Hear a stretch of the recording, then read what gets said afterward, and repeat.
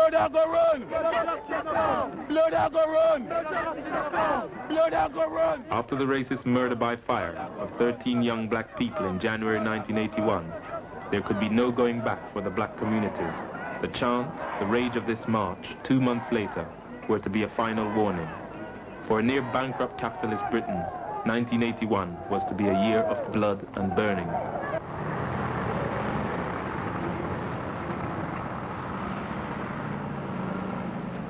We have been forced to fight back as the British state machinery gave full support to its police to attack black people. The African youth, who continued to endure the brunt of racist police, came to the forefront of militant resistance. This resistance over the years moved from the individual and small-scale confrontations to major pitched battles involving hundreds and even thousands of youths, as seen here in the 1976 Notting Hill Carnival. The state had set out to destroy this large public expression of Caribbean culture. Thousands of police from the metropolitan and surrounding area descended on the carnival, but their intimidation tactics backfired as black youths fought the agents of the state. Similar battles continued in future carnivals and other parts of Britain, in particular St. Paul's, Bristol, 1980, where in addition to the police, major symbols of capitalism such as banks were attacked, and it was the police who had to flee from the battle. Meanwhile, racist groups like the National Front and British Movement are given protection by the state, who refuse to outlaw them, thus legitimizing racist ideas and attacks on black people. Between 1976 and 1978, 22 racist murders were recorded, including Michael Ferreira, a youth of 19, who whilst walking home with friends in Hackney, London, was knifed to death by racists. Few of these murderers and attackers were ever caught by the police, who refused to see the vicious attacks on black people as being racial.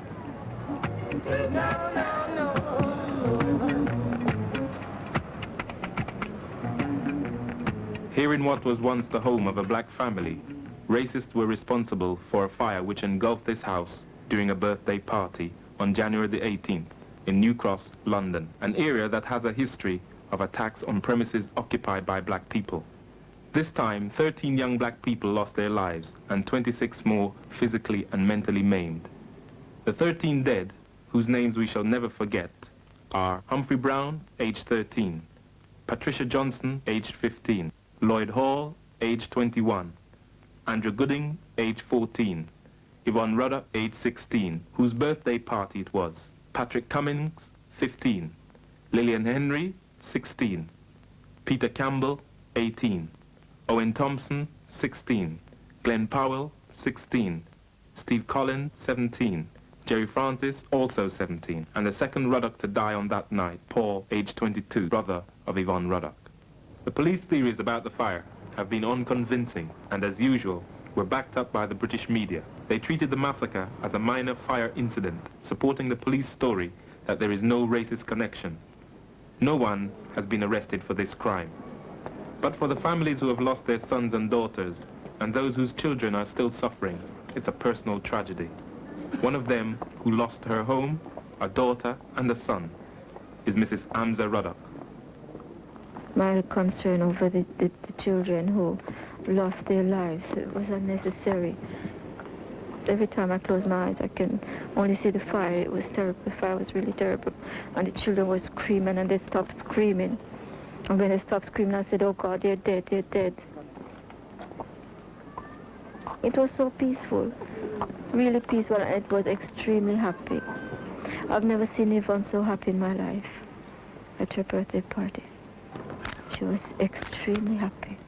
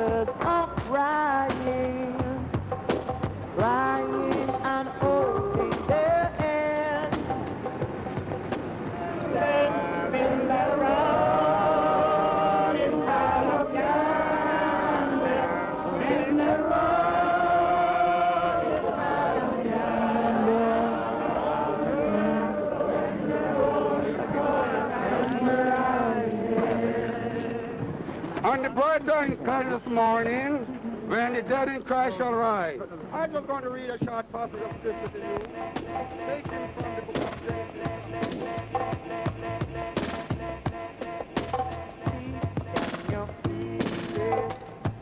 Lord, it can't be destiny.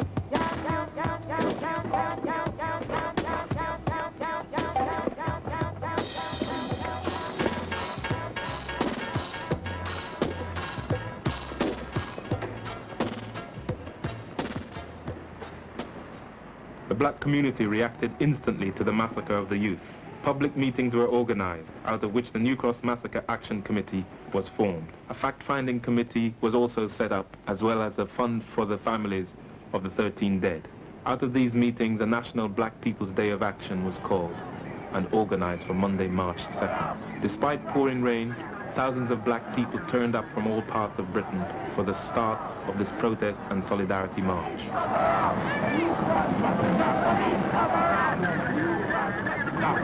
The march had been planned and organized on a nationwide basis under the leadership of black political organizations who had come together under the banner of the New Cross Massacre Action Committee.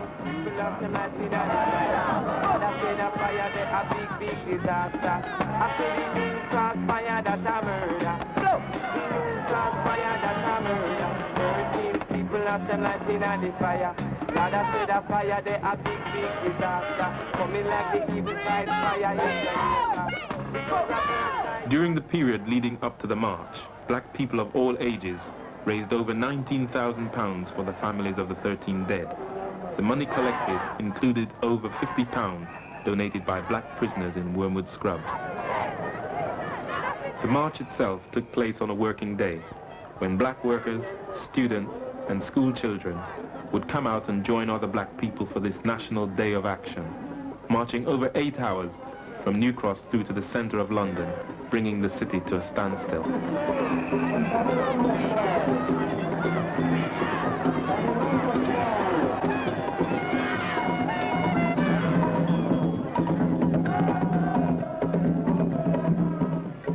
The effect of this march forced the political head of state, Margaret Thatcher, to blunder into sending a letter of condolence to the parents of the dead. It was not addressed to the parents, but to a local community worker with an MBE. And to add insult to injury, it was 2 months late. The march demonstrated the unity that can exist amongst black people. It only goes to show that if we put ourselves together, we could do something. And in spite of all the rain and everything, it's great.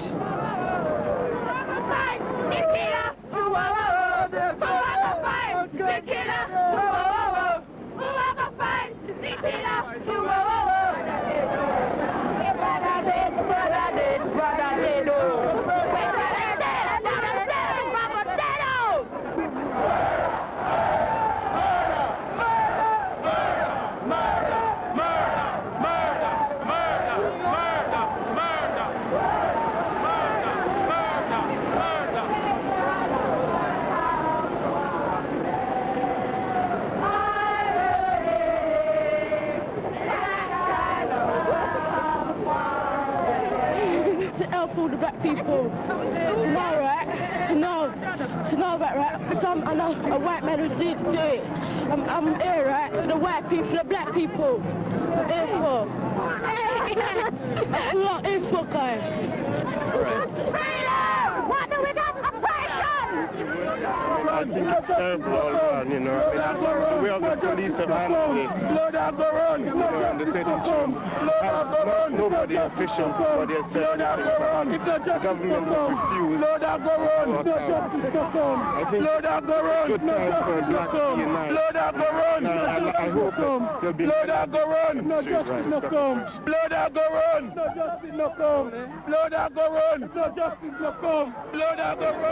Organizers of the march and the police had agreed to the route of the march. The march passed through vast areas of South London peacefully until it was attacked by truncheon-wielding thugs of the Metropolitan Police. Still today, no explanation has been given by them as to why they attempted to do so. It can only be guessed that their intention was to intimidate, spread panic, and drive the march off the streets.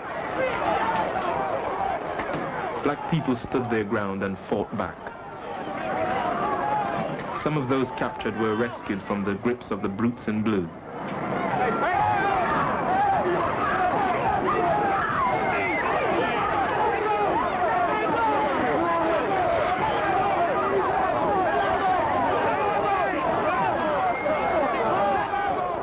At the same time, others in the front line gave leadership and rallied the people together.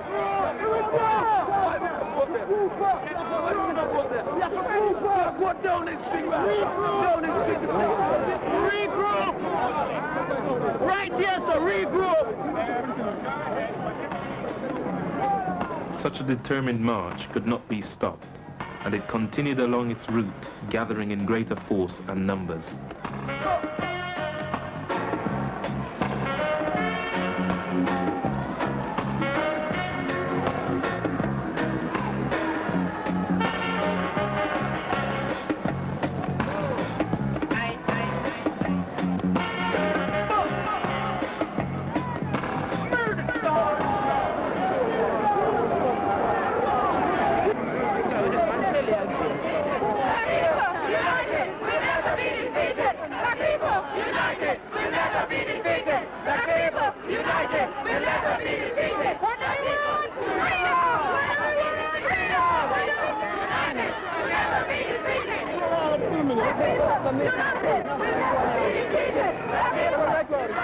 Away from the march, a delegation of parents of the 13 dead, with representatives of the New Cross Massacre Action Committee, handed in a statement of protest to the House of Commons.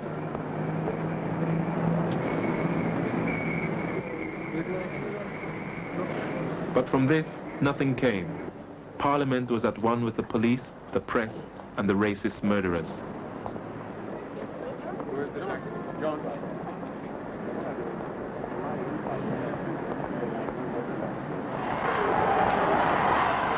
In Fleet Street, where a silent and sometimes spoken alliance exists between the press and those carrying out physical attacks on black people, the silence of the press over the massacre was disrupted by thousands of black people chanting them down.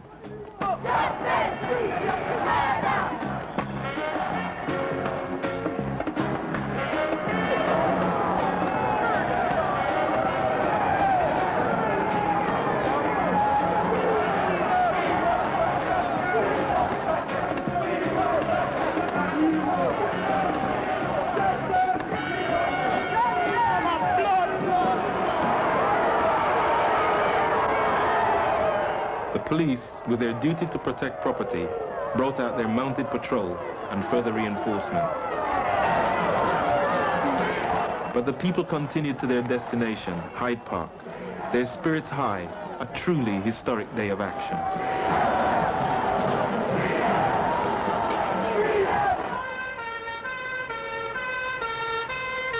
Before the dust of the march had settled, the Metropolitan Police launched a major stop-and-search operation in and around Brixton, the very heart of the black community. In 5 days, over 2,000 mainly black youths were stop and searched in this unprecedented invasion, in an area where even the local council had just published a report highlighting police terror against black people. A small incident with the police triggered the black youths to fight back, and as the fighting spread, white youths also joined in the battle against this open intimidation and illegal occupation of their community. For over 5 days, resistance continued, and the youths directed their anger not only against the police, but also against racist and capitalist property. The British state response was clear.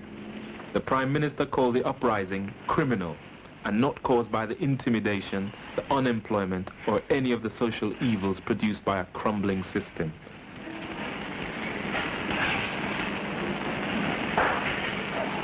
The Home Secretary, William Whitelaw, set up a one-man inquiry by Judge Scarman to close our eyes to the real problems of racism and inequality. Whitelaw, under heavy guard, visited Brixton with London Police Chief McNee. There, he congratulated the police for their bravery. I would like to express on behalf of the whole nation my thanks to them for what they did on that occasion. 3 months later, Liverpool also began to burn, but not before Southall, a largely Asian community was invaded by white racists. Militant Asian youths surprised both them and their police protectors and drove them out. Liverpool 8 burnt fiercer.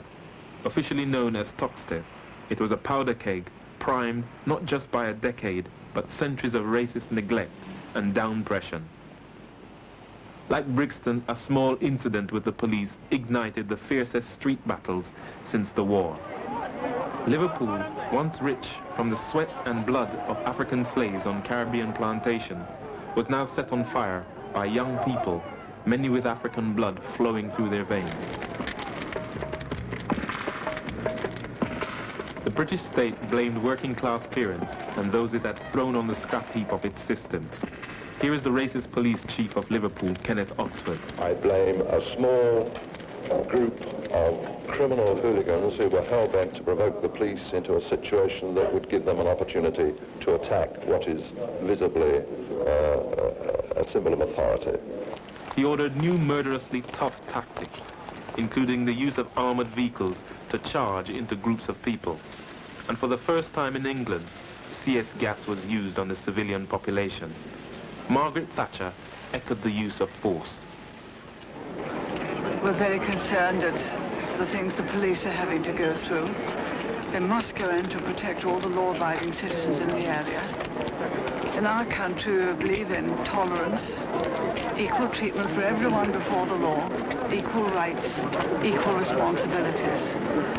Those things should be part of our way of life. We thought these things had stopped when there were quite severe sentences on the Notting Hill riots years ago. But the flames of resistance continued in Manchester, again in Brixton, Leicester, Nottingham, and over 30 other towns and cities. Black youths were joined by white youths in working-class solidarity, not only in fighting police downpression, but against the unequal distribution of wealth at capitalism itself. In response, the British state has redoubled its attacks since the uprisings. Those arrested have been the impetus for the mobilization of families and community support, seen in the many campaign organizations throughout the country. The warning, "Blood a go run," issued in the clearest terms by thousands of black people on March 2nd, went unheeded. The fire of black resistance will not be put out. Capitalist oppression must end. The black community will continue with the spirit of March 2nd, 1981. I think it's very successful. We're together. Important, more than important, brother. This is the beginning, not the end.